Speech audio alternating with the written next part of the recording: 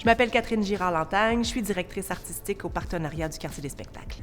Au bord du lac Tranquille, c'est un projet que nous avons commencé à mettre sur pied en 2021. Ça a été un projet de longue haleine. C'est une vidéoprojection interactive sur la toute nouvelle patinoire de l'Esplanade Tranquille qui a été lancée dans le cadre de luminothérapie et qui va prendre fin avec la fin de la saison hivernale au mois de mars. Pour nous, c'était important d'être cohérent parce que la création de la patinoire, la création du beau bâtiment ici est vraiment dans le but de renforcer la vie en nordicité, qu'on en profite de la nordicité à Montréal. D'avoir une projection interactive sur une patinoire, c'est quand même une grande première. Et on a fait un appel sur invitation. Et on a quelques studios qu'on savait capables de le faire et eux ont décidé de s'associer. Thomas Payette, je suis cofondateur et directeur de création chez Mirari. Je m'appelle Philippe Bellimer, directeur de création chez Normal Studio. En fait, on a vraiment voulu mettre nos forces en commun. Donc, eux, évidemment, leur grand talent pour tout ce qui est la création de contenu vidéo. Nous, chez Mirari, notre force est aussi au niveau de l'interaction. Donc, on voit les différents équipements technologiques qui sont disposés sur le toit, notamment les lidars qui permettent de suivre le mouvement de tous les patineurs.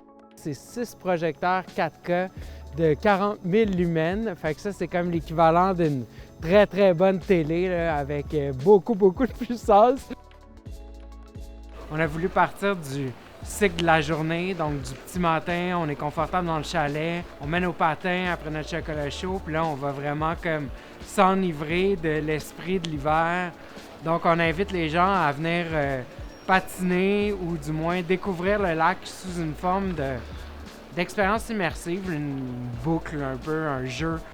C'est certain que la nature, c'est quelque chose qui définit énormément notre identité québécoise, que ce soit les milliers de lacs qu'on a un peu partout au Québec, que ce soit la biodiversité qui est unique au monde. C'est un peu ce à quoi on a voulu rendre hommage dans le projet. Un des défis avec un si grand canevas de travail, en fait, il y a beaucoup de contenu qui est généré en temps réel, comme sur une patinoire interactive.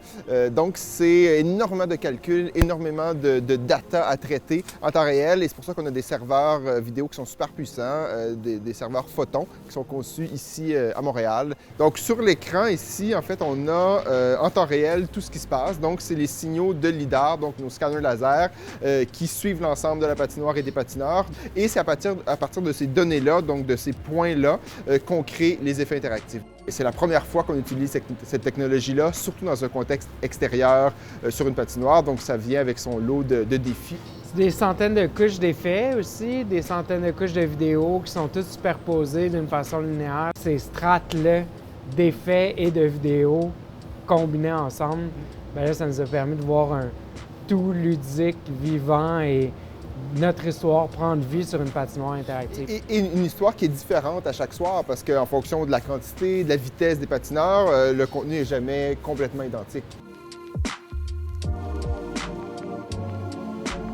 On savait qu'on avait quelque chose entre les mains puis qu'on avait quelque chose d'unique, mais jamais on n'aurait pu se douter du succès de cette expérience-là. Vraiment, c'est au-dessus de toutes nos espérances.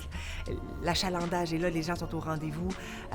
Vraiment, là, on ne pouvait pas espérer mieux. Ça a été vraiment trippant de travailler avec Philippe et avec toute l'équipe de Normal. Puis, force est d'admettre que c'est une grande réussite.